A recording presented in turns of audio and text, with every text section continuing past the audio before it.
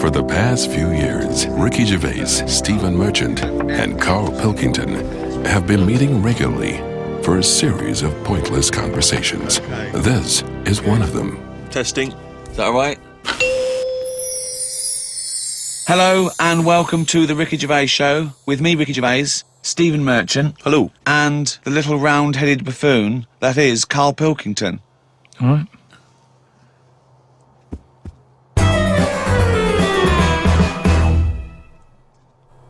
I got a text from Carl yesterday, Steve. A text from Carl, yeah. Yeah. I'll just read it to you. OK, see you to Moz for a face rub at 6:30 then. No bum tubes, though. So I was intrigued, and I called Carl and said, I think you've just sent me a text by mistake. What's the explanation of that? My mate, right, Russell, he said, you know, there's things that go on in life that you need to experience. Yeah? He said, just pop along, and I didn't say yes straight away. What's a face rub? You mean a facial? Where you lay down... You just clean your face with a flannel and that. So you're going to go lie down with another man and have your face Well, filled no, with this is what I was saying to him. There's a couple of questions. I didn't just say yes straight away. I questioned it. I said, well, I'm not that happy with this. So I said, look, there's nothing weird going on here, is there? I said, it's not a house, is it? It's a proper clinic and that. He said, yeah, it's proper. You wear a dressing gown and that. I said, well, I'm not that So he's happy with already that. got you in the dressing gown? Yeah, well, I haven't agreed to that. Today I've worn a little round polar neck sort of jumper so I don't have to take it off. It's not going to get in the way of my face. I made sure I didn't wear a shirt with a collar.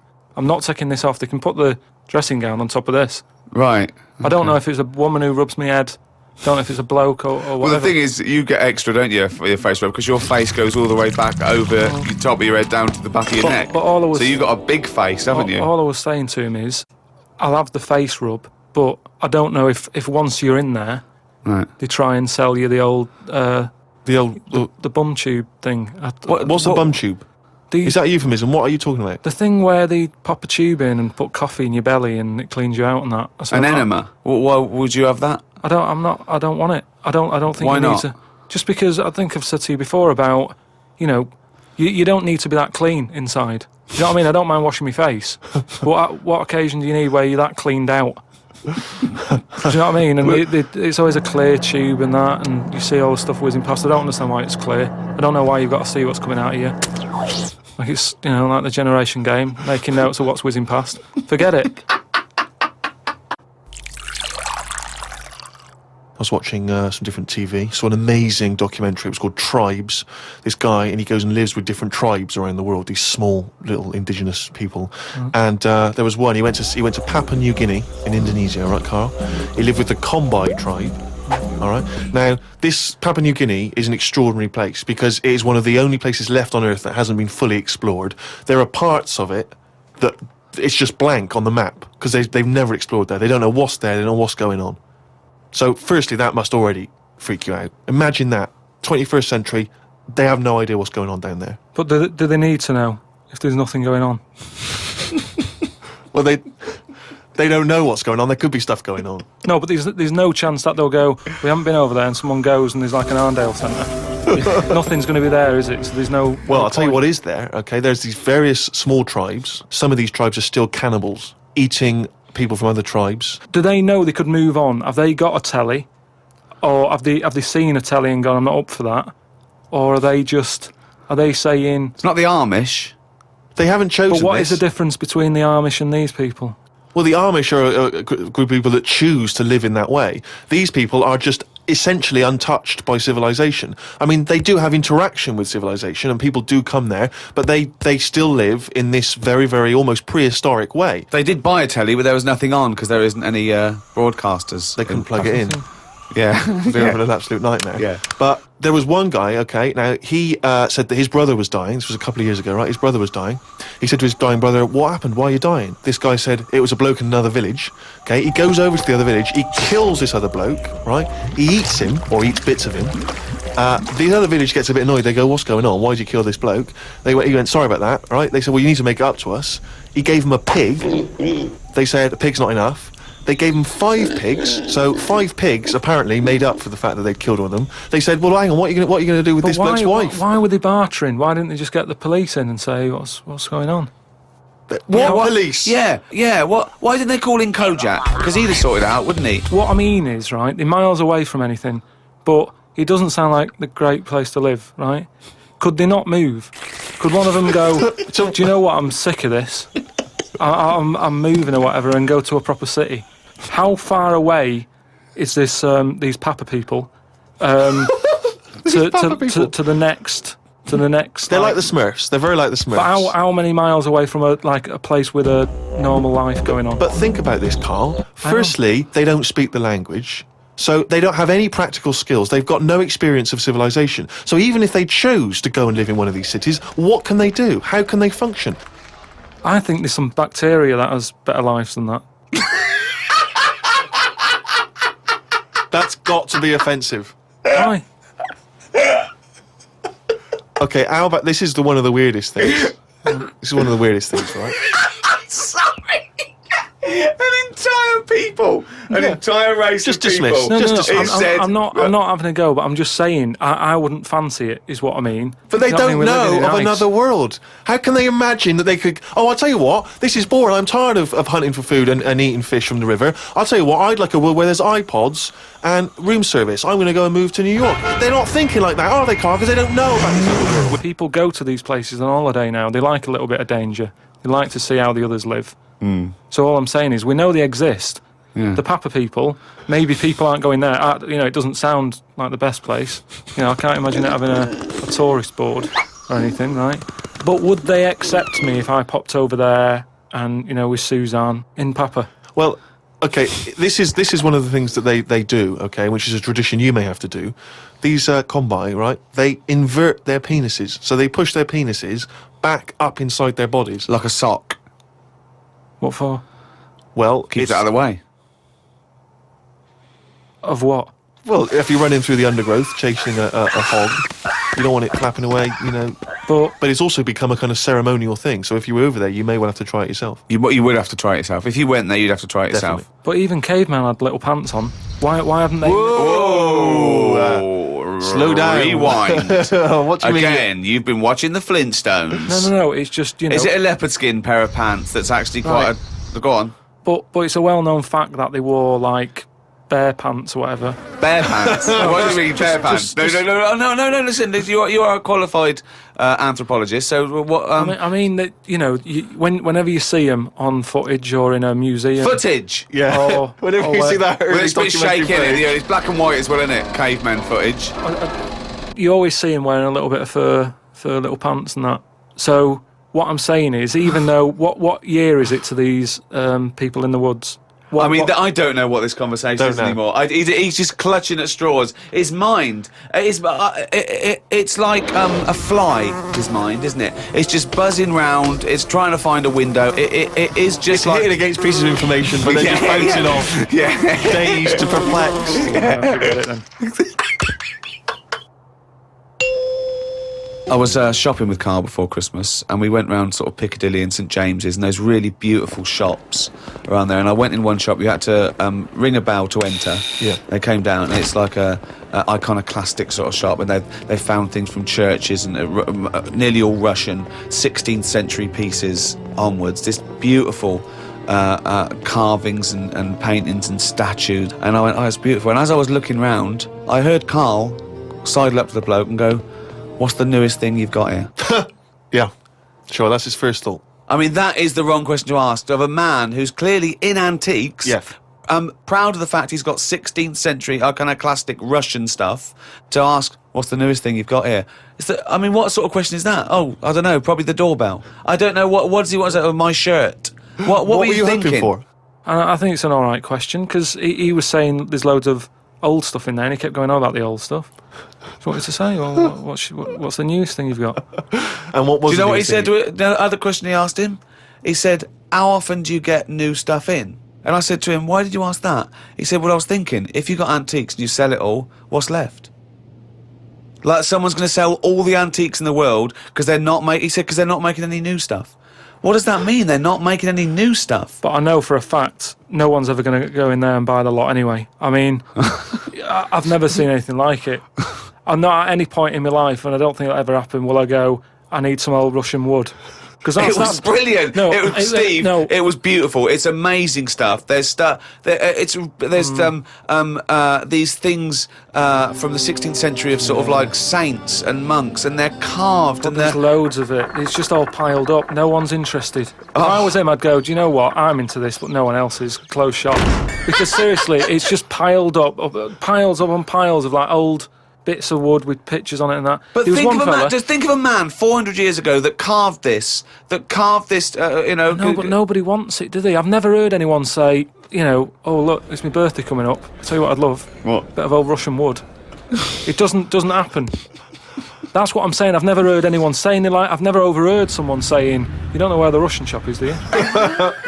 And this is in London where the rates are high. There was this thing, right, Steve? Them old drawings on like... It was like a panel from a church that someone had painted, right, yeah. and I think it was like from sort of like 1590 or something. Yeah. And it was this a picture of this saint, wasn't it? Said 1590. It could be from any time, really. So there's this one there, right, leaning up against the wall, and most of them in there was that Stalin bloke, right? But there was this little... Right, can I just stop with there? Lenin.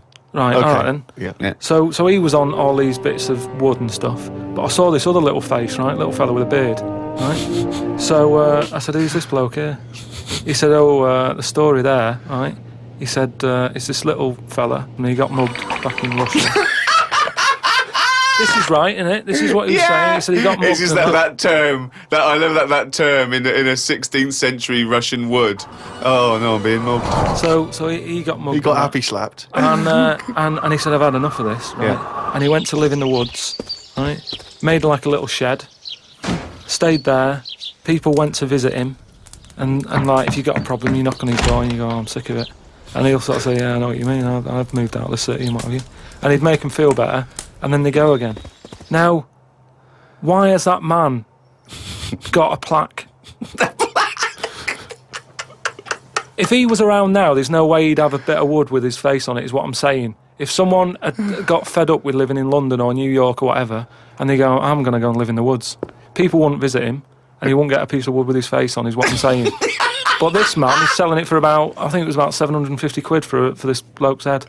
But the chances are that this is either a well-known Russian folktale, or it may even be a piece of classic Russian He's a literature. saint. He was a saint. Oh, okay, He was well, in which canonised. case Yeah. it's- But everybody was a saint years ago. That seems to be like thrown about, doesn't it? He was a saint now. Name him one now.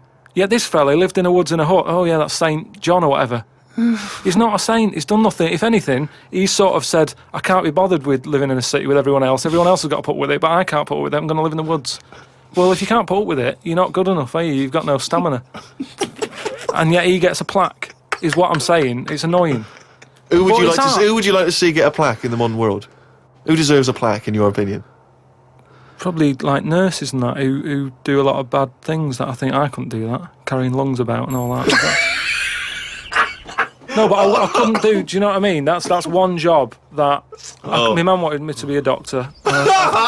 Whoa! What was she thinking? Oh, what's her This expectations particular like apple now? didn't fall far from the tree. Oh, when did she start giving up that dream? At what age did she start going, Carl, you don't need to study your books anymore. Go and play with the worms in the garden. When did she sort of like let you off that Is dream? it the day that she caught you with a spoon up your nose?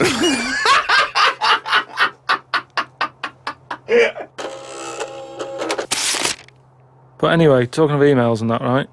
Nick, who's emailed from Australia, right, Melbourne, he's been going on about dolphins and that, problems with dolphins. What problems? He's just saying when that wind happened, there was like a bad wind thing going on. Hold on, wait a minute. What bad wind? In America, they had that, Hurricane Katrina. yeah, Right. and there was like a little bay with dolphins in it, and Right. that, with all guns on them and stuff. What? Whoa. Because they use dolphins, don't they? They say they're an intelligent animal and stuff. Yeah. And they've got them all like, they've all had the training. They're all like ready for battle and stuff. Right. got like rifles on them. What do you mean rifles? They've How can they got hold a weapons, rifle? How can they hold a rifle? No, it's sort of on a strap and that. What do you mean it's on a strap? I don't know what they kit them out with, but they're just ready for war. Whenever What it are you kicks off. talking about? Listen, though, that isn't the point. Don't worry about it. Oh, we leave But what that I'm one, do saying we? is- That's not the point, so let's leave it. So they're swimming about. and that, Yeah, in this with little bay. rifles and berets. Whatever they've got on. Yeah. right, ready for battle and stuff. Yeah, ready for battle, yeah. The wind comes in. The wind comes in. Hurricane yeah. Katrina. Makes a wave and that. They get out of the little bay, Yeah. still all kitted out with all the, weapons. You're talking and that. bollocks. Steve, do you want to look at the email? Well, mate? there's no way. There's loads of dolphins now swimming round, kitted out Causing with problems. guns and that, with a strap. How can a dolphin hold a... Whoa. Again, you've been watching Planet of the Apes. Oh, he's trying to talk to us. What's he saying? He's saying, go ahead, punk, make my day. Look, You're I'm just- talking shit. It's just news to say if there's dolphins, if you see a dolphin in that, don't go, oh, it's friendly, because there's some with weapons now. So I'm just reading it out on email. That'll cover it in that. So Bollocks. Carl, can we have some monkey news before I die? all right. Oh, chimpanzee that! Monkey news, yeah. This monkey that was knocking about called Ollie.